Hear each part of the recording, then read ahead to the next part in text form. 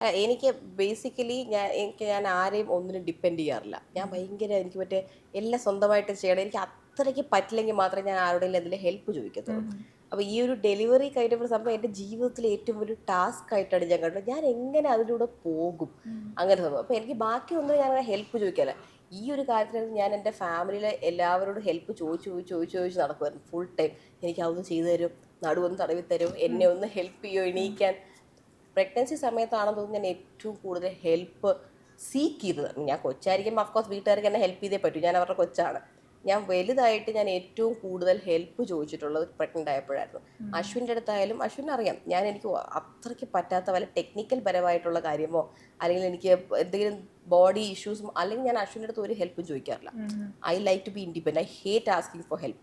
അല്ലെങ്കിൽ എനിക്ക് പിന്നെ ആരോട് ഹെൽപ്പ് ചോദിച്ചാൽ ചെയ്തില്ലെങ്കിലൊക്കെ ഇല്ലേ എനിക്കത് ഭയങ്കര ഒരു എംബാരസ്മെൻറ്റ്. അതുകൊണ്ട് ഞാൻ ആരോട് ഹെൽപ്പ് ചോദിക്കാറില്ല. പക്ഷേ പ്രഗ്നൻസി സമയത്ത് ഞാൻ ചോദിക്കാതെ തന്നെ എൻ്റെ വീട്ടുകാർ ഭയങ്കര രീതിക്ക്, അഫ്കോഴ്സ് എല്ലാ വീട്ടിലും അങ്ങനെ തന്നെ ആയിരിക്കും ഹെൽപ്പ് ചെയ്യുന്ന പെട്ടെന്നായിരിക്കും. പക്ഷേ എൻ്റെ വീട്ടിൽ എനിക്ക് കിട്ടിയൊരു കെയർ അത്രയ്ക്കുമായിരുന്നു. അതുകൊണ്ട് തന്നെയാണെന്ന് തോന്നുന്നത് എനിക്ക് ഡെലിവറി കഴിഞ്ഞിട്ട് എനിക്ക് എവറിത്തിങ് വാസ് ഈസി. എനിക്ക് ഭയങ്കര ഈസി ആയിരുന്നു. എനിക്ക് എല്ലാം ചെയ്തു തരാൻ എല്ലാവരും ഉണ്ടായിരുന്നു. ആൻഡ് അഫ്കോഴ്സ് കിംസിൽ നമ്മൾ നിന്ന റൂം ആൻഡ് ഓൾമോസ്റ്റ് ഹോട്ടലിനേക്കാൾ നല്ലതായിരുന്നു. അത് പറയാതിരിക്കാൻ പറ്റില്ല. അപ്പം നമുക്ക് ആ ഒരു ഹോസ്പിറ്റാലിറ്റി ഉണ്ടല്ലോ അവിടെ കിംസിലെല്ലാം തന്നുകൊണ്ടിരുന്നത്. ഇപ്പോൾ ഫുഡ്, കെയർ, നേഴ്സൊക്കെ ഇടയിൽ വരുന്നു, ഇവനെ നോക്കുന്നു, എനിക്ക് ആ സമയത്ത് റെസ്റ്റ് എടുക്കാം. ഭയങ്കര നല്ലൊരു ഹോട്ടൽ, ഒരു സ്റ്റേക്കേഷൻ ഫീലിംഗ് ആയിരുന്നു. അവിടെ നിന്ന് ഇറങ്ങിയപ്പോഴായിരുന്നു അശ്വിൻ പറയുന്നത്, ഷോ ഒരു 4-5 ദിവസം കൊണ്ട് നിന്നെ അഡ്മിറ്റ് ചെയ്യാൻ അവർ പറഞ്ഞാൽ മതിയായിരുന്നു, അവിടെ അടിച്ചു പൊളിച്ചിരിക്കുകയായിരുന്നു, ഇനി വീട്ടിൽ പോകണമല്ലോ.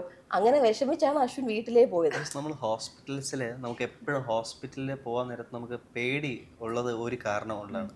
ആ ഹോസ്പിറ്റലിൻ്റെ മണം, മെഡിസിൻ്റെ മണം നമുക്ക് അയ്യോ അപ്പം തന്നെ നമുക്ക്. പക്ഷെ ഇത് അങ്ങനെയല്ല. ഇത് ഭയങ്കര ഒരു ഹോട്ടൽ ഒക്കെ ഇങ്ങനെ കാണുന്ന നേരത്തെ ഒരു ഇത് ഇല്ലേ, അങ്ങനത്തെ ഒരു ഇത് നല്ല ഒരു, ബിക്കോസ് എനിക്ക് സുഖമാണല്ലോ, എനിക്ക് ഒന്നുമില്ലല്ലോ. എനിക്ക് അവിടെ നല്ല ചൂട് വൈകുന്നേരമൊക്കെ ആകുമ്പോഴത്തേക്കും പോയി കുറച്ച് മറ്റേ നല്ല മുറുക്കും കോഫിയും ഒക്കെ വാങ്ങിച്ച് എനിക്കും കോഫി വാങ്ങിക്കും, അവനും വാങ്ങിക്കും, അടിച്ചു പൊളിച്ച് ടിവിയും കാണും. അതെ ഞാൻ പറഞ്ഞത്, നല്ല ചൂടുവെള്ളം, യൂറോപ്യൻ ക്ലോസറ്റും, വെള്ളം, യൂറോപ്യൻ ക്ലോസറ്റ്.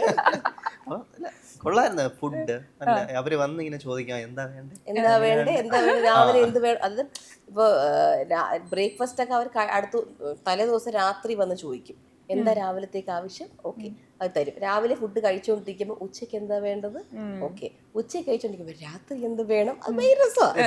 ഓർഡർ ചെയ്തിരുന്ന് കഴിക്കാൻ. രാത്രി തന്നെ നമുക്ക് എന്താ വേണ്ടത്, നമ്മൾ രാവിലെ എന്താ വേണ്ടത് നമ്മൾ അത് ആലോചിച്ചായിരിക്കും. ഞാൻ പലപ്പോഴും അവിടെ തിന്നോണ്ടിരുന്നത് അപ്പവും ചിക്കൻ സ്റ്റൂ ആയിരുന്നു. ഞാൻ ഉറക്കം രാവിലെ നേരത്തെ എണീക്കും, 7 മണിയൊക്കെ ആവും. ഞാൻ അമ്മയോട് ചോദിക്കും അപ്പവും ചിക്കൻ സ്റ്റൂവും വന്നായിരുന്നോ എന്ന് ചോദിച്ചോണ്ട് ഞാൻ എപ്പോഴും എണീക്കുന്നത്. കാര്യം സ്റ്റിച്ചിന്റെ വേദന പോലും എനിക്ക് ഓർമ്മയില്ല. കാരണം ആ ഫുഡൊക്കെ കിടിലം. അവിടെ ശരിക്കും ഒരു ഹോട്ടൽ വൈബായിരുന്നു മൊത്തം. ഞാൻ ഇവനെ നോക്കാൻ അമ്മയുണ്ട്, അമ്മുണ്ട്. അപ്പം എനിക്ക് വേണ്ടി വന്ന ഇവനെ വിളിച്ചാൽ ഇവനും നോക്കും, നേഴ്സുണ്ട്, ഡോക്ടറുണ്ട്. അപ്പം എനിക്ക് ഭയങ്കര ബേർഡൻ ഒന്നും ഇല്ലായിരുന്നു. എനിക്ക് പാല് കൊടുക്കാൻ മാത്രമേ ഇവനെ നോക്കണം, അത്രേ ഉള്ളൂ. അല്ലെങ്കിൽ വല്ല ഇൻഹരിയർ നഗർ ടി വിയിലിട്ട് നല്ല തിന്ന് എൻജോയ് ചെയ്താണ് ഞാൻ അവിടെ ഇരുന്നത്. എനിക്ക് നിങ്ങളുടെ വീഡിയോ വന്നപ്പോഴാണ് ഇങ്ങനെ ഒരു ഓപ്ഷൻ ഉണ്ട്, അല്ലെങ്കിൽ പാരന്റ്സിനായാലും ഹസ്ബൻഡിലായിട്ടും വന്ന് നിൽക്കാനുള്ള ഒരു ഓപ്ഷൻ ഉണ്ട് എന്ന് കൂടുതൽ ആളുകൾ അറിയുന്നത്. പക്ഷെ അത് ഭയങ്കര ഹെൽപ്ഫുൾ ആയിരുന്നു.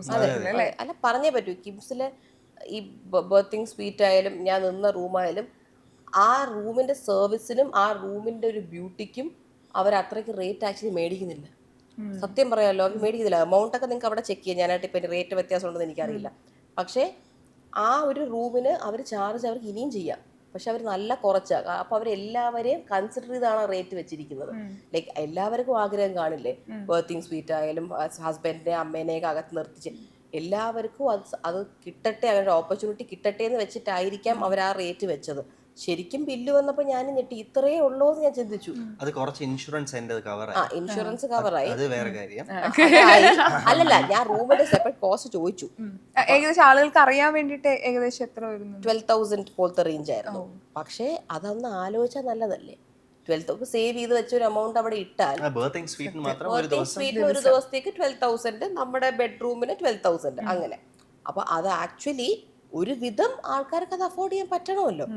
ശമ്പളമുള്ള ഒരാൾക്ക് അത് അഫോർഡ് ചെയ്യാൻ പറ്റും. എല്ലാം കൂടെ അറൗണ്ട് ഒരു എന്താ പറയാ ഒരു 60,000 to 70,000. അതിപ്പോ ഒരു നോർമൽ ഹോസ്പിറ്റലിൽ പോലും ആവുന്നുണ്ട്. നോർമൽ ഹോസ്പിറ്റലിൽ ആ എമൗണ്ട് ആവും. അതാണ് അപ്പൊ ഈ സർവീസിന് amount കൊടുക്കുന്നത് it's good. That is what I M telling. Because ഞാൻ വേറൊരു ഹോസ്പിറ്റൽ രീതിയിൽ ഞാനൊരു കുറ്റം പോലെ പറയുന്നില്ല. അവർക്ക് അത് എന്ന് വെച്ചാൽ അവർക്കൊരു കോമൺ ലേബർ റൂം ആയിരിക്കുമല്ലോ ഇരിക്കുന്നത്. ചിലപ്പോൾ അപ്പുറത്ത് വേറെ ആളുമായിരിക്കും. അപ്പോഴേക്കും വേറെ ആളുടെ ഹസ്ബൻഡ് ആക്ച്വലി പോകുന്ന നേരത്ത് അവർക്ക് ഒരു അത് അൺകംഫർട്ടബിലിറ്റി ആയിരിക്കും. സമ്മതിക്കത്തില്ല, വേറെ സ്ത്രീകളുള്ള സ്ഥലത്ത് ആളുകളെ കേട്ടില്ല. ഇതുപോലത്തെ ഒരു ക്യൂബിക്കൽ ആക്ച്വലി എല്ലാം ഒന്ന് കൺസിഡർ ചെയ്യുവാണെങ്കിൽ എല്ലാവർക്കും എനിക്ക് കിട്ടിയ ഭാഗ്യം വേറെ ഹസ്ബൻഡ്സിന്റെ കട എത്രയോ ആണുങ്ങൾക്ക് അവിടെ അകത്ത് പോകാൻ താല്പര്യമുണ്ടായിരിക്കും, പക്ഷെ അവരെ കേറ്റില്ല. അതെ, സാഡ് ആക്ച്വലി. മീൻസ് ഏത് ഒരു മൂന്നാം മനുഷ്യൻ നിൽക്കുന്ന പോലെ ആയിരിക്കും ചിലപ്പോൾ വന്ന് നിൽക്കുന്നത്. അപ്പൊ അവിടെ ഇവിടെ നിൽക്കുന്ന നേരത്തെ പിന്നെ ആ സമയത്താണ് വൈഫിന് അങ്ങനെ ഒരു സപ്പോർട്ട് വേണ്ടതല്ലേ എനിക്ക് ഹസ്ബൻഡ്. ഇവരൊക്കെ കൂടെ ഇല്ലായിരുന്നെങ്കിൽ I don't know what I will do. ഞാൻ അലറി വിളിച്ച് അവിടെ ഉള്ള എല്ലാവരും തെറി വരെ വിളിച്ചേനെ, കാരണം എനിക്ക് അത്ര പേടിയുള്ള ആളാ. ഇത് സൈഡിൽ ഇപ്പൊ ഇഷാനി ആയാലും അമ്മു ആയാലും ഹൻസു ആയാലും അശ്വിൻ, അമ്മ, അച്ഛൻ, എല്ലാവരും എൻ്റെ അടുത്ത് ഇങ്ങനെ എൻ്റെ കൂടെ നിന്ന് കാട് തടവി കൈ തടവി കുഴപ്പമില്ല കുഴപ്പമില്ല, നമ്മളൊക്കെ ഇവിടെ ഇല്ലേ, നിനക്ക് എന്ത് പറ്റും. പിന്നെ അഫ്കോഴ്സ് എൻ്റെ ഡോക്ടർ ലൂമിയ ഡോക്ടർ, പുള്ളിക്കാരി ഇടയ്ക്ക് എപ്പോഴും ചിരിച്ചുകൊണ്ടിങ്ങനെ വരും. ദിയ ഞാൻ പറഞ്ഞല്ലോ ദിയക്ക് പേടി മാത്രമേ ഉള്ളൂ, പെയിൻ ടോളറൻസ് ഉണ്ട്, കുറച്ച് നേരം കൂടെ നടങ്ങിയിരി, കൊച്ചിപ്പോ വരും എന്നുള്ള പോലെ പറഞ്ഞു പറഞ്ഞ് എല്ലാവരും ഒരു പോസിറ്റിവിറ്റി ഇങ്ങനെ തന്നിരുന്നുകൊണ്ട് എനിക്ക് എൻ്റെ ഡെലിവറി വാസ് വെരി സ്മൂത്ത്. അതുകൊണ്ട് എനിക്കിനൊരു സെക്കൻഡ് ബേബി എന്നൊക്കെ ആലോചിച്ചാൽ തന്നെ എനിക്ക് ആ ഫസ്റ്റ് ട്രൈമസ്റ്ററിലൂടെ താണ്ടുന്നത് മാത്രമേ ഒരു പേടിയുള്ളൂ, ഛർദിലും ഹോസ്പിറ്റലും. അല്ലാതെ എനിക്ക് ഡെലിവറി എന്ന് ആലോചിച്ച് കഴിഞ്ഞാൽ ഇത്രയും സപ്പോർട്ടുള്ള സ്ഥിതിക്ക് എനിക്ക് വലിയ പേടിയില്ല. ഐ ആം ആക്ച്വലി 2 years കഴിഞ്ഞാൽ I am very much ready for A second baby. ഇവൻ ഒരു കൂട്ടായിട്ട് വെരി മച്ച് റെഡി. അച്ഛൻ്റെ അമ്മേൻ്റെ ഒരു സപ്പോർട്ട് ഇപ്പം എല്ലാ അത്രയും മക്കളെ കൂടെ നിന്ന് സപ്പോർട്ട് ചെയ്തൊരു അമ്മയാണ്. കാരണം സ്റ്റിൽ ഇപ്പോഴും ഓരോ കാര്യത്തിനും കൂടെ നിന്ന് സപ്പോർട്ട് ചെയ്തൊരു അമ്മ. കഴിഞ്ഞ ദിവസം അൻസുവിൻ്റെ ഒരു വീഡിയോ ഉണ്ടായിരുന്നു, ആള് കോളേജിൽ പോകുന്ന തിരിച്ചു വന്ന് ഒരു ഹഗ് ചെയ്യുന്ന ഒരു വീഡിയോ. ഭയങ്കര ഇമോഷണൽ ആയിരുന്നു. അതിൽ ആൻറ്റി സംസാരിച്ച കാര്യങ്ങളും കുറച്ച് കണക്ട് ആയി. നിങ്ങൾ ഈ തിരക്കിന്റെ ഇടയിൽ എപ്പോഴെങ്കിലും ഈ പറഞ്ഞ അമ്മേനെ മിസ് ചെയ്തു, അല്ലെങ്കിൽ അമ്മ ഇത്ര നമുക്ക് വേണ്ടി കുറെ കാര്യങ്ങൾ ചെയ്തിട്ട് ആളെ ഒരു കിസ്സാണോ ഹഗ്ഗിലൂടെ പ്രകടിപ്പിക്കാൻ? ബേസിക്കലി ഒട്ടും കിസ്സോ ഹഗ്ഗോ അല്ലെങ്കിൽ ഫിസിക്കൽ ടച്ചിലൂടെ എന്റെ സ്നേഹം പ്രകടിപ്പിക്കുന്ന ഒരാളല്ല. അശ്വിൻ്റെ അടുത്താണ് ഞാൻ, അല്ലാതെ ഞാൻ ആരോടും അങ്ങനെ എൻ്റെ പ്രവൃത്തികളിലൂടെയോ അല്ലെങ്കിൽ സംസാരത്തിലൂടെ എവിടെയെങ്കിലും അത് എനിക്ക് അവരുടെ മുമ്പിൽ ഇരുന്നും പറ്റില്ല. എനിക്ക് അവരില്ലാത്തപ്പോഴേ അത് പറ്റത്തുള്ളൂ. ഇപ്പൊ അമ്മൂനെ ആയാലും ഇഷാനി ആയാലും ഹൻസിക്കായാലും അവരിയ്ക്കുമ്പോൾ എനിക്ക് നിങ്ങൾ ചക്കരയാണ് തേനാണ് മുത്താണെന്ന് എനിക്ക് പറയാൻ പറ്റില്ല. അവരില്ലാത്തപ്പോൾ അവരെ പറ്റി ആരെങ്കിലും വല്ലതും പറയുന്നതായിട്ട് എനിക്ക് അങ്ങ് പൊളി, ഭയങ്കരമായിട്ട് എനിക്ക് പൊളി, ഞാൻ കൊടുക്കുകയും ചെയ്യും നല്ലപോലെ. ഇപ്പം നമ്മുടെ വെഡ്ഡിങ് കഴിഞ്ഞിട്ട് നമ്മൾ ലീലയിലോട്ടാണ് ഫസ്റ്റ് പോയത്, വെഡ്ഡിങ് നൈറ്റ് അവിടെയായിരുന്നു. ഞാൻ അവിടെ എത്തിയിട്ട് കരയാൻ തുടങ്ങി. ഞാൻ അശ്വിൻ്റെ അടുത്ത് പറഞ്ഞു, ഇനി ഞാൻ എൻ്റെ വീട്ടുകാരുടെ കൂടെ അല്ലേ നിൽക്കുന്നത്, ഞാൻ അവരെ ഒന്നും ഇനി കാണൂലേ, എന്താ ഇപ്പോൾ സംഭവിച്ചത്, നമ്മൾ കെട്ടിയല്ലേ, അയ്യോ എനിക്ക് അവരെയൊക്കെ മിസ് ചെയ്യുന്നു. ഞാൻ എപ്പോഴും ഫ്ലാറ്റിൽ പോയപ്പോഴും ഞാൻ പറഞ്ഞു, ഭയങ്കര സൈലന്റ് അല്ലേ ഇവിടെ, എൻ്റെ വീട്ടിലെ സൗണ്ടൊക്കെ ഞാൻ മിസ് ചെയ്യുന്നു, എല്ലാവരെയും ഞാൻ മിസ് ചെയ്യുന്നു, ഞാൻ പറഞ്ഞുകൊണ്ടിരുന്നത്. എന്നിട്ട് വീട്ടിൽ പോയിരുന്നപ്പോഴാണ് ഞാൻ ഒന്ന് നോർമലായ, എല്ലാവരുമായിട്ടൊക്കെ ഒന്ന് സംസാരിച്ചപ്പോൾ ഞാൻ കുറച്ച് നോർമലായി. കാരണം അശ്വിൻ്റെ വീട്ടിൽ ഇപ്പോൾ അശ്വിൻ്റെ ചേട്ടൻ കല്യാണം കഴിച്ച് പോയിട്ട് പിന്നെ അശ്വിനും അശ്വിൻ്റെ അച്ഛനമ്മയും മാത്രമേ അവിടെ ഉള്ളൂ. അപ്പോൾ അതിനു വേണ്ടി ഒരു ബഹളം അവിടെ ഉണ്ടെന്ന് എനിക്ക് തോന്നുന്നില്ല. അച്ഛൻ്റെ അമ്മയ്ക്ക് ബിസിനസ് ഉണ്ട്, അച്ഛൻ്റെ കാര്യം, അശ്വിൻ ഫുൾ ടൈം ലാപ്ടോപ്പിലാണ്. അപ്പോൾ അശ്വിൻ ആ ഒരു ലൈഫാണ് ഉള്ളത്. എനിക്കെന്ന് പറയുമ്പോൾ ഫുൾ ടൈം വ്ളോഗ് എടുത്തിങ്ങനെ ഒരു ആക്റ്റീവ് ആയിട്ടുള്ളൊരു വീട്ടിൽ നിന്നിട്ട് പെട്ടെന്ന് സൈലന്റ് ആയിപ്പോയി അശ്വിനും ഞാനും കൂടെ.